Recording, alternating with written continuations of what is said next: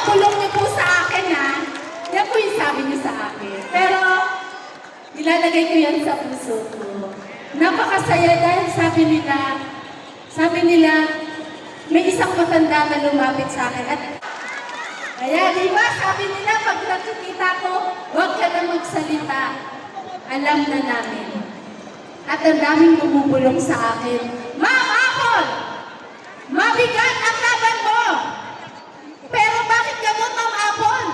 Habang tumatagal, habang papalapit, parang gumagaan ang laban. At lalo ka naming nararamdaman namin na kailangan mo kami. Dahil nung panahon na ako ay humingi po sa inyo ng tulong bilang konsehal, never nyo akong iniwan. Never nyo akong pinabayaan. Lagi nyong ibinibigay sa akin ang inyong pagmamahal. Tama po ba ako doon? At syempre nga, ngayon, bago na ang aking tatahaking landas, pwede ba ulit ibigay nyo sa akin ang inyong pagmamahal? Dahil nga, sa aking laban, sa aming laban ng Your Best Choice, kayo po ang aming magiging likas na lakas. Dahil kayo po ang nakakaramdam ng aming puso. I love you. Mahal na mahal ko kayo. Ito po, sa panahon ngayon, hindi ako mangangako kung ano ang aking gagawin. Dahil nasubukan niyo ako na konsehal, never po akong tumigil sa pagbaba ng iba't ibang serbisyo. Tama po ba ako doon? Never po tayong namahinga, never tayong nagkulong sa ating opisina, never tayong nagkulong sa ating headquarters dahil si Apple Nieto bumaba sa barangayan, bumaba sa bahay po ninyo. At ilan nga po dito, kilala niyo na po ako. Tama po ba ako? 18 years po na tayo ay magkakasama hanggang sa binigyan niyo ako ng pagkakataon na ako'y maging konsehal. Halos lahat po dito, naging kumpare, nanay, tatay ko pagdating sa distrito. At syempre, hindi mawawala ang aking mga kachismisan, mga kamarites! Mga chismakers! Ayan ang tawag nila sa akin pag bumababa ako. Kachismakers, Ate Marites, halika na. Ano bang bagong latest? O ito, bagong latest, mga kaagapan. Pero alam niyo po, yung bumaba ako after ko nag-home, nagulat ako. Marami akong nakasalubong na kaagapay. Sabi niya, Ma'am, buti na lang, sumama ka kayo ng Isko Moreno.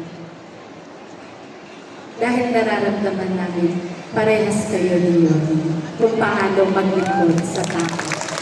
Tama po ba ako doon? Ang daming natuwa na kaagapay na makasama ako. Ako rin, masayang-masaya ako na makasama ko po ang bawat isa sa inyo. Na ngayon nga po, alam ko ang bawat isa sa inyo ay proud na ako ang napili ni Yorme Isko Moreno na maging katuwang dito sa ating distrito. Proud po ba kayo? Na ako ang napili ni Yorme Isko na maging congresswoman sa ating distrito? Ako po ay nandito sa inyong harapan. Hindi na po pangkonsehal ang aking laban na aking tatahakin. Ang aking pong tatahakin ay sa Kongreso. Sabi nila, ano daw ba gagawin ni Apple Nieto sa Kongreso? Siyempre po marami.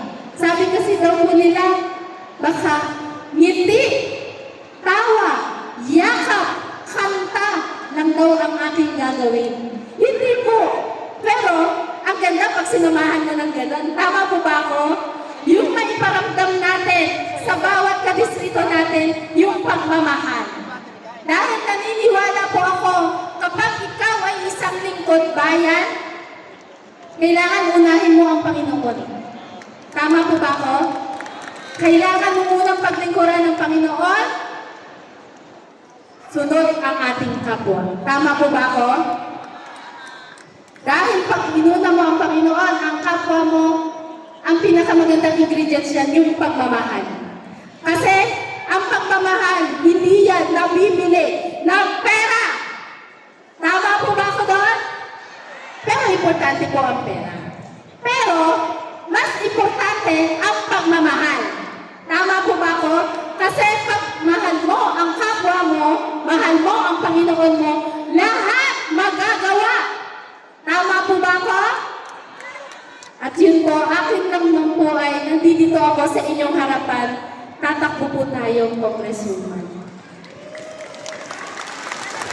Tatakbo po tayong congresswoman. Sana po masamahan niyo po ako sa aking bagong tatahakin na landas kung paano niyo po ako tinulungan nang ako ay konsehan. Makakaasa kayo, may ipagtatanggol niyo po ako. Kapag meron pong nagtatanong, bakit nga ba si Apple? Alam niyo ang sagot. Tama po ba ako? Dahil naramdaman niyo ako. Naramdaman niyo ang aking puso. Naramdaman niyo yung aking pagmamahal para sa inyong lahat. Sana po huwag niyo po akong iwan sa aking laban. Sabi ni Ate Maggie, hindi daw talaga akong iwan. Kayo, huwag niyo akong iwan, ha? Promise? Promise? Promise? Pero alam niyo, totoo yun, ha? Habang tumatagal, mas nararamdaman natin yung kapwa, yung isa't isa. Tama ba ako doon? Dahil yan sa inyong lahat, dahil yan sa pagmamahal na ibinibigay nyo, makakaasa kayo sa akin. Sabi ko nga kanina kung paano ako naglingkod bilang konsehal, pag binigyan nyo ako ng pagkakataon na maging congresswoman, mas hihigitan ko ang lahat ng aking nasimulan. Hindi kayo magsisisi pag ako ang inyong pinili. Hindi po kayo magsisisi pag ako ang inyong po pinili. Thank you so much. Kaya yun, medyo seryosohan na. Ang laki ng crowd. Di ba? O basta, kayo na maging tagapagtanggol namin, ha? Okay lang ba yun? Siyempre, ang kaagapay, ang sundalo ni Yorme Isko Moreno, isasama niyo na rin kami, di ba? Tama ba? O basta kapag may nagsabi na hindi kaya ni Apple Nieto, kaya ni Apple Nieto yan. May experience kaya yan. Di ba? Dati naman doon ako nagtrabaho sa Kongreso. Di ba? Ako naman, ang naging chief of staff ng aking kapatid nung panahon na siya ay congressman. Kaya naman, makakasigurado kayo, yung ibibigay niyo ang tiwala sa akin, hindi masasayang. Okay po. Gusto niyo na talaga kumanta? Kanta lang talaga gusto niyo sa akin, ha? Ay, yung seryoso ko, ha? Ano ba gusto niyo kanta? Ha? Ages daw ang gusto nila, pero may hinaanta ako kanina. Kanta muna, break time. Break time muna tayo, break time, okay? Ayoko sana na kayo ay mawawala. Mawawasak lamang ang aking mundo. Ngunit anong magagawa? Yung talagang ayaw na. Sino man naman ako para piliin ka? Lumayo ka man ay maiiwan ang bakas ng ating pagmamahalan. Ang awiting ito ay alaala na hindi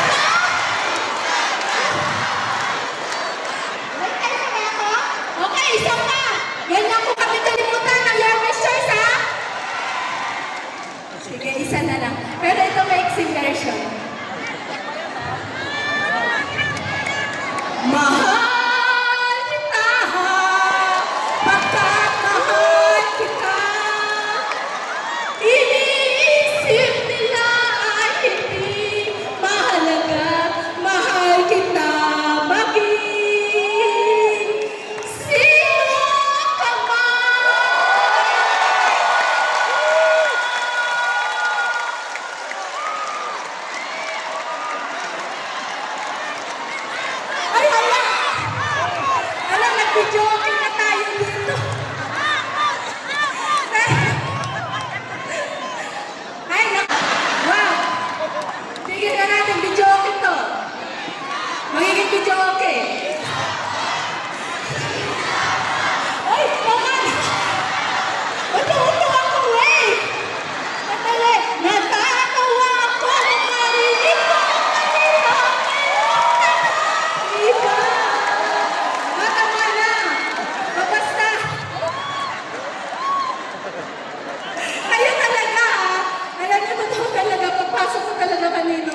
Huwag ka ng mga panya, kumanta ka na lang, panalo ka na. Mga kaagapay, ilalagay ko yan sa promise, ha? Okay, serious note naman. Thank you so much po. Naiiyak ako sa pagiging uto-uto. Mga kaagapay ng Tercera Distrito. Ito ay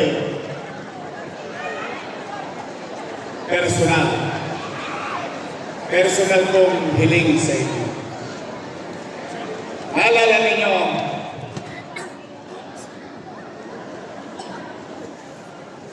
may isa tayong leader, ginawa natin konsihal. Naging konsihal. Tinapos pa natin ang termino niya, maging konsihal. Ipinalit natin yung ate niya na konsihal.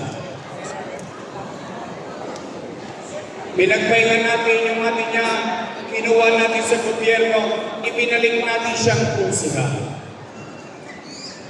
Pagkatapos noon, ginawa natin siyang congressman. Naalala niyo?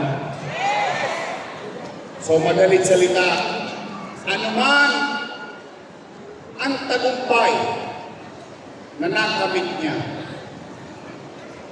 anuman ang kalalagayan niya, ngayon, tayong lahat, naging bahagi noon. Tumulong tayo sa pangarap niya na maging congressman. Tama, mali? Kasama ko ba kayong tumulong doon? Talaga? Napuyat din kayo? Nahirapan din ba kayong ibenta siya? Pero nanalo siya. Tama, mali?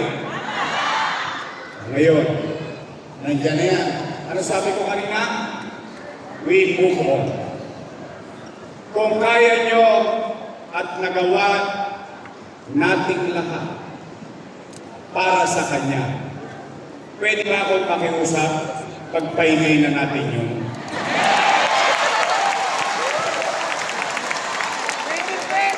Pwede? Dati mabait eh.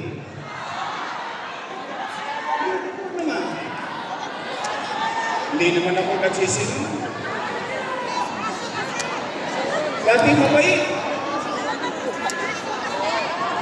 Ngayon, akala mo kung sino na.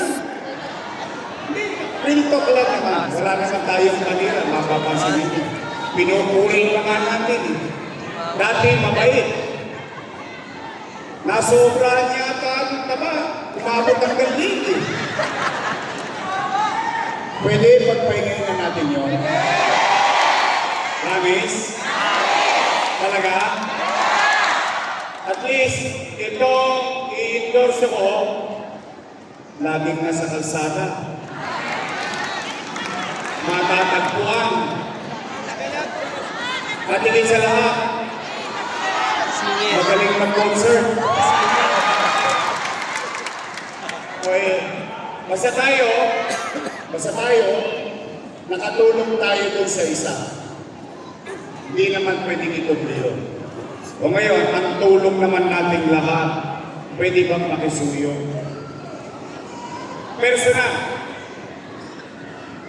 Personal kung makisuyo sa inyo. Pwede ba ang gawin na nating congressman pagdating ng araw ng pag-uuhog sa Mayo? Pwede ba si Apple Nieto?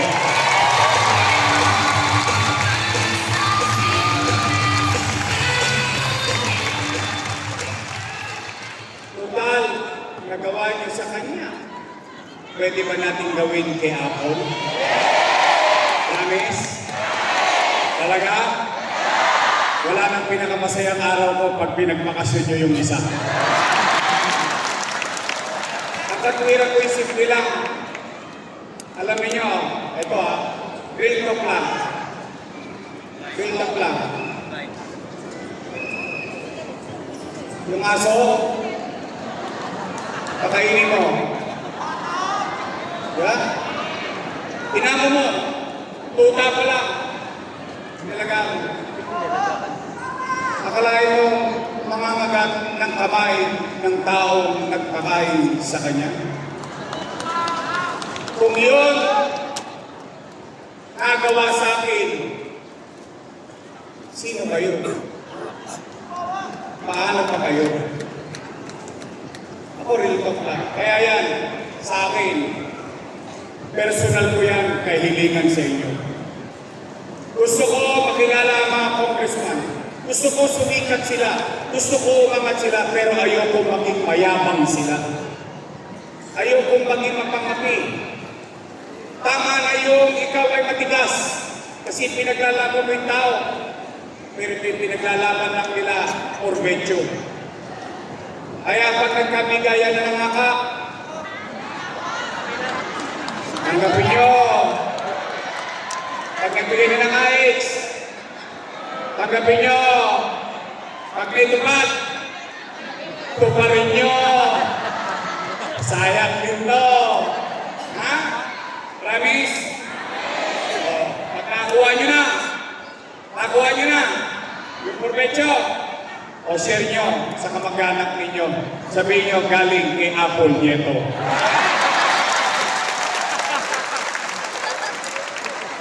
Pwede?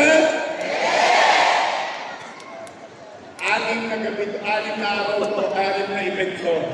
Ngayon lang ako nakiusap ng gusto para sa inyo. Kasi kung nandudul lang kayo sa meeting, ngayon, hindi nyo makakain yung sinabi sa akin. Hindi nyo makakain. Parang hindi tao. Kung duru-duruin ka ng mga tao ang inalagaan. Kaya, total nandiyan na yan. Nakapag-move na rin naman kayo. Marami na rin kayo napahiwalay sa mga syota nyo. Nakamubo na kayo sa buhay, we move on. Now, dito ko susukatin ang galing ng kaagapay ng District 3 ng Maynila. Tingnan natin, dahil ipinagyayabang pa, wala daw kayong bilang. E tingnan natin. Nang makita niya yung hinahanap niyang sakit ng katawan. Pwede? Pwede? Promise? Aasa ako. Uulitin ko ang ating congressman, Apple Nieto.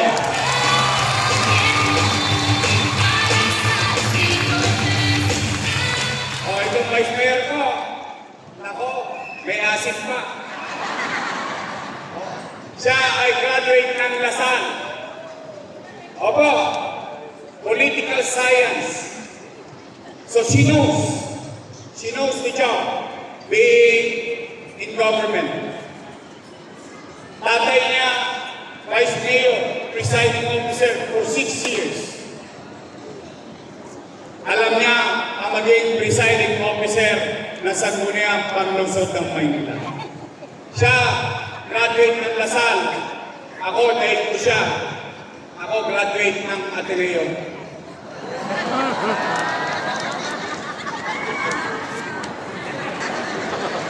Ayaw niyo maniwala? Ateneo di Tondo. Alam niyo, nahihilig ako sa vice mayor na babae. At nahihilig din ako sa babaeng Lasalista. Alam niyo ba si Lainey, graduate ng Lasal? Si Lainey, ang mandahin ninyo, graduate yan ng Lasal Subil at Lasal Tang na kalawit ng Tondo High School.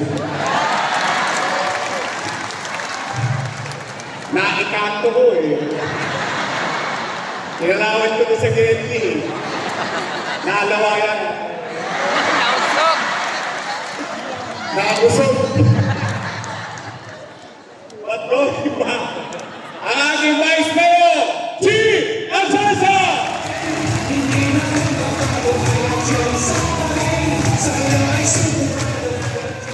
Promise is right. Your Miss Choice tayo.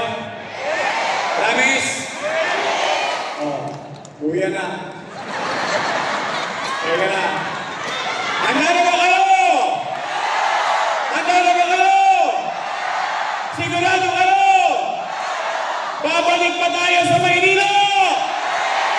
Babalik pa tayo? Nakasanay niyo, Distrito 3, babalik pa tayo! Maraming salamat. Mag-ingat kayo sa inyong pag-uwi. Pagpalain nawa kayo